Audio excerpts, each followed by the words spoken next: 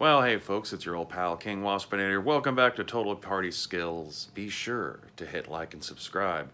I had just started doing South America in my little, I guess, ongoing Meandering Rifts lore series with my video on the Andes, and I'm going to continue to jump through the South American setting. I did notice a comment from a viewer that had mentioned a couple other Rifts topics that they might be interested in hearing lore content about, and I will get around to all of them eventually. But one of them did spark an idea of something that, in terms of books that Palladium could put out that would actually be useful. How about a DBs of South America? So I did the homework, I did the work for you. I went through both the South America world books, went through every little kingdom and settlement and region. Anytime it mentioned population breakdown or the presence of certain non-human entities, I would write that down. Whenever something was mentioned more than once, I would add a check to that one's entry. And to just kind of get an idea of what the actual population distribution is, where are you most likely to encounter in terms of DVs down there. Then I went through and disqualified a few things. I'm not going to include native supernatural stuff, not just in terms of native to South America, but supernatural entities that have been on Earth the whole time and are just kind of more active now that all those rifts, ley line energy is going on the planet, but they're not necessarily beings from another world. I'm not including the rather vast variety of mutant animals that are to be found in South America. They might deserve their own video of themselves. I'll have to think about that one. And I'm a couple of I guess what I would call recent intruders, small little outposts of military or colonist organizations that I wouldn't really quite say have entrenched themselves enough to really qualify as being inhabitants of South America. So that's going to include stuff like Kairang's Pirate Island, the Megaversal Legion, and the more military Splugorth forces you see. So I'm not really going to bring up much about the Kidians or the Kitani that you can find in South America, aside from the fact that they do have a military presence in the Pirate Islands, and they also have a presence in Lagarto. The DB race that you will encounter the most in South America is Lizardmen. Easily, by far, the most signature DB. They have an entire country, Lagarto, which is the easternmost tip of Brazil, below the area that was flooded by the rising oceans when Atlantis reappeared in the middle of the Atlantic.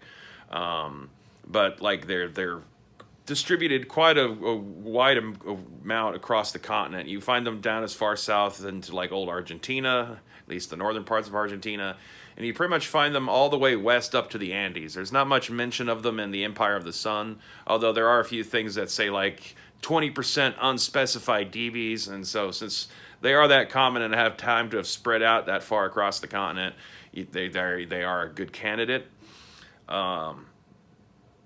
There's interesting stuff about Lagarto, but that's the subject for a video that I might end up doing next, which would be Lagarto and the Cities of Gold. But I'm not, like I said, I'm not quite sure the order that one's going to come in. I'm going to be kind of jumping around South America in a little bit differently than how I was doing Dinosaur Swamp. After the Lizardmen, Jungle Elves get the most mention. There are also a small population of classic Palladium Sylvan Elves that you can find in Colombia and a few other places in the northernmost parts of South America. But Jungle Elves, like the Lizardmen, have the greatest distribution beyond just the little island. The rather currently ironically named Maga Island, which is run by these super hippie tree-hugging biomancy jungle elves, which are they're kind of cool. If you're looking for a bit of a Avatar or Fern Gully kind of angle for a South American Rifts campaign, or at least something to run into.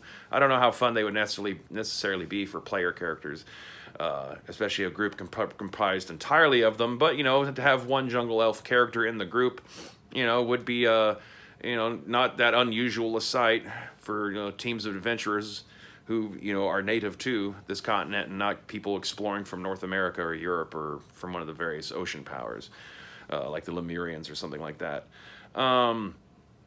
After the jungle elves, dwarves get a lot of mention. Apparently, they're like the responsible party for the introduction to a lot of the techno wizardry that's to be found in the setting. They're the reason why Columbia accepts techno wizardry as much as it does. So, to like varying degrees, they're also responsible for the presence of the anti-monster techno wizardry bioborgs that they make, to fight off supernatural threats. They're the thing that's on the cover of the first South America World Book that's holding up the Zytikics head, which wasn't really to imply that the Zytikics are in South America, not for many years to come, but it was kind of just more of a display of like, look how badass this setting is, that one of the things you can play in this can like easily take out a Zytikics, which are, one of the more harder kinds of foes to face in Rifts, just in terms of, the whole horde of mega damage people with natural energy weapons, kind of a thing going on with them, all single-minded and all that. And so, yeah, dwarves get brought up a lot. Not a whole lot of detail about them. They don't give specific unique dwarf stats like you have with the newer dwarves in the North American DB book. So one assumes that they're just standard Palladium dwarves, but whether or not they're from the Palladium world like the Palladium elves that are in South America, I don't really remember it being said that that's the case, especially since they're techno wizards. So optionally, you could just make them newer dwarves, if you want to create more of like a consistent kind of thing going on planet-wide with the kind of creatures that have come here, instead of having too many of slight variants of the exact same thing, because that can be a little confusing in actual play. A couple of things got a few mentions, but aren't like really big on the same level as Lizardmen, Jungle Elves, and Dwarves would be. Gigantes, which are like the mutant variety of classic fantasy giants. They got a couple mentions, so there's a few spots you can find them. Same thing with gargoyles. Here and there you might run into some gargoyles, but they're not like nearly as omnipresent as you like find them in Western Europe or anything like that. Larhold barbarians are one of the unique DBs to the region. You find them down in Patagonia and the southernmost areas of Argentina and Chile. You can kind of call them like orcs plus. They're just like super hardcore, cold weather plains barbarian monster people. Like a more robust and even harder to negotiate with version of the Samvan, you can almost say. Less about monster riding, although they do have like war bison that they ride around on, and real big on wearing skulls and like dark Ice Age shamanistic kind of a vibe to them and all that kind of stuff. And they're no one's friends. They've been causing people for the various surviving populations of South America, raiding them and being relatively unreasonable fellows to have as neighbors. Goblins also get mentioned a couple times, but without a whole lot of detail. They seem to be mostly along like the eastern coast of the southern half of Brazil, maybe down as far as Uruguay. Beyond that, then there's like the things that that have limited mention. Either they're not that huge in number, or you only really find them in one spot, even though they're very like signature of that region. Right off the bat, the Inca Demigods. Their whole history, the way they're written up in the game, I mean, they came to Earth in the first place and, made it a home and founded an empire and had followers and all that kind of stuff. And then they left and now they're back.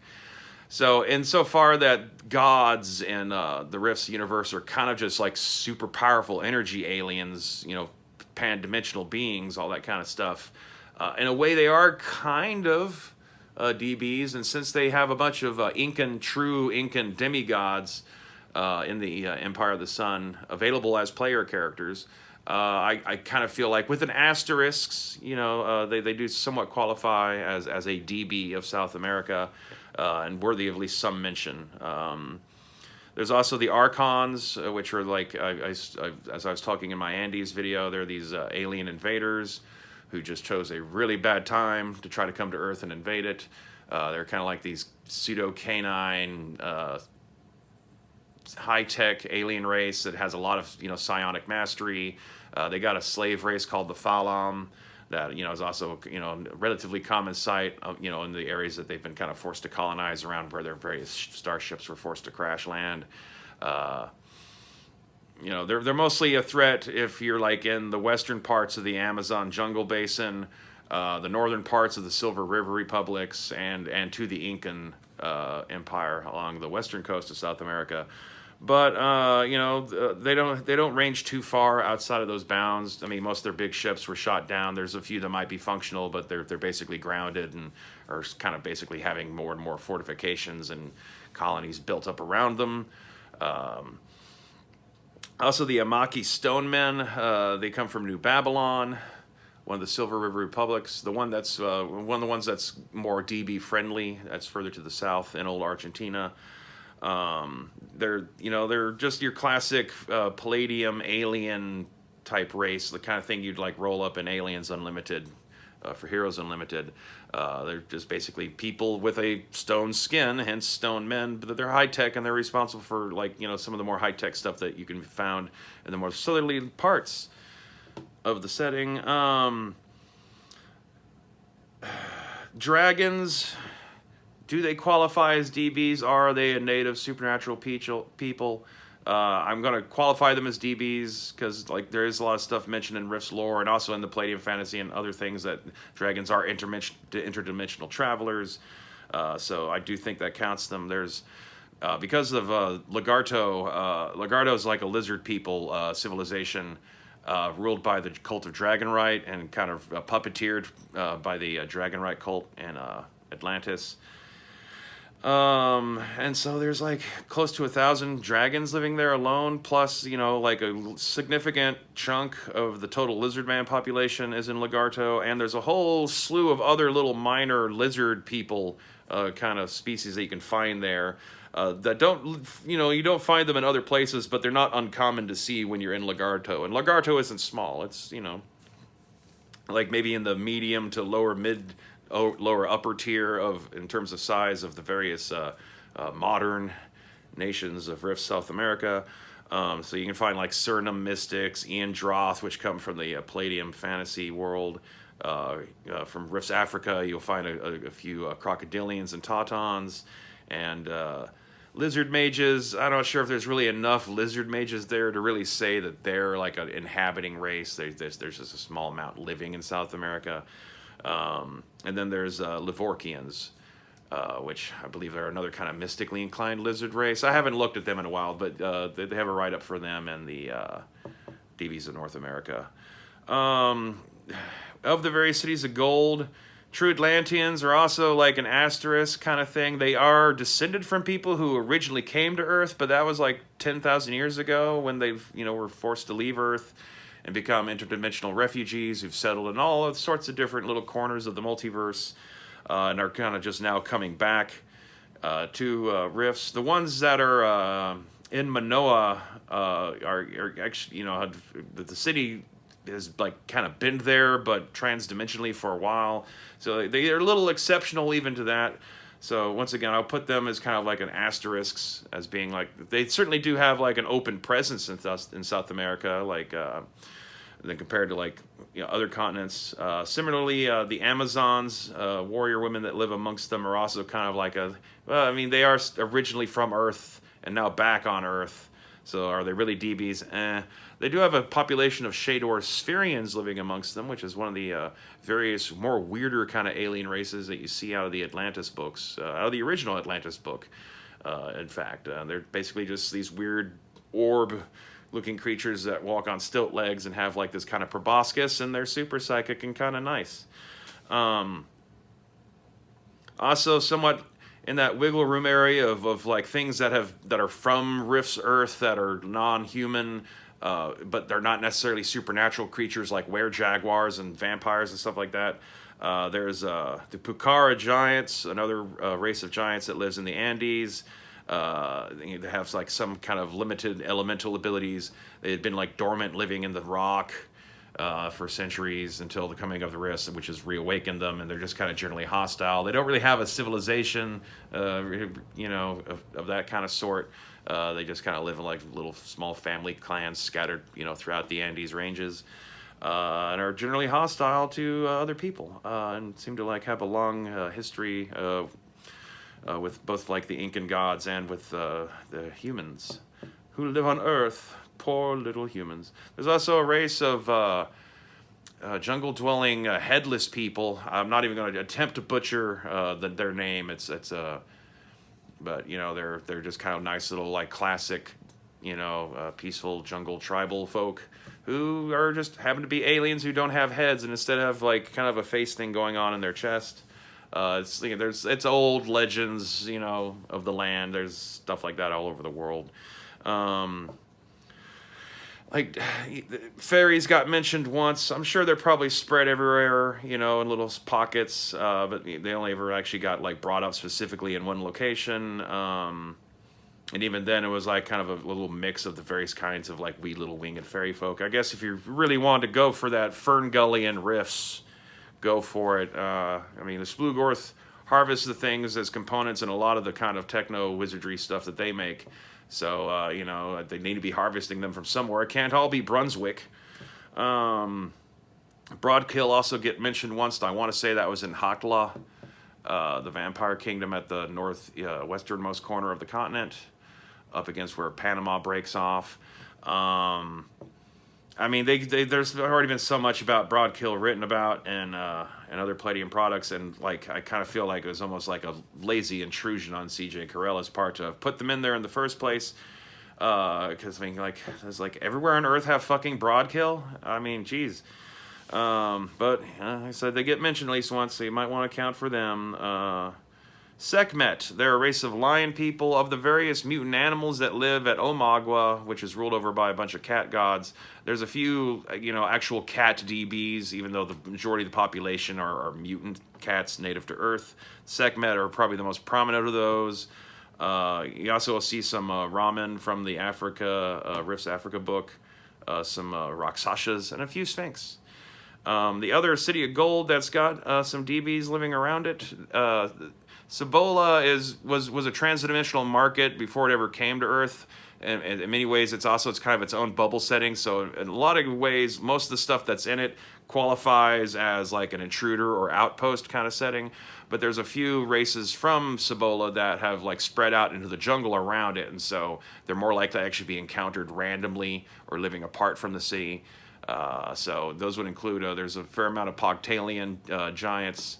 They were originally described in the Mexico World Book. They're basically just large dragon slayer giants, and pretty fierce and kind of evil, mostly, but a little bit playable, and you know, they've been available as player characters since they were first introduced. There's the Gatherers of Enix, which are like a slave race that serves the Enix, which is the weird soul worm master of Cibola.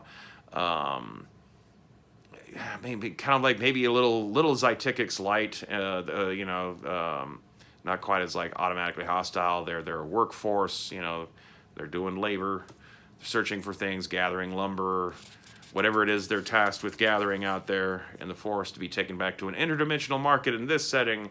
I'll leave to your imagination, but that's what the Gatherers of Enix are up to, and they aren't really terribly concerned with what other people are up to unless they've been told to go over there and destroy the thing. Also, there's Grimbor. Grimbor are another Palladium fantasy race. They're like these large gorilla people that have downturned horns, almost like some sort of like gorilla minotaur hybrid kind of thing going on. They're an all-right race. Some of them are like, you know, slave stock or, you know, active citizens even of Cibola. Others have like just kind of moved out into the forest and have kind of gone back to like being a jungle-dwelling tribal people living in small family clans again. And that is about it in terms of like the mentioned species of DBs that are to be found in the South America books that they reference specifically. As always with Rifts, there's always going to be room for all sorts of weird things popping up here and there at random beyond just what is mentioned in the book. Several of these subsettings within South America, will, you know, especially in the second South America book, are more prone to just saying, and 20% assorted DBs, which isn't necessarily helpful when you're trying to establish an actual, like, you know, image of what the demographics of the given region is. But, you know, like I said, like, you can go back up to the top and just look at what gets mentioned the most. If it's saying, like, generic DBs, unless it's at the southernmost tip or westernmost edge of the continent, that's probably going to mean jungle elves and lizardmen. So anyway, thanks for watching. Be sure to hit like and subscribe. Leave comments. beautiful, beautiful YouTube comments, as always, in the comments below. And until next time, stay waspinated.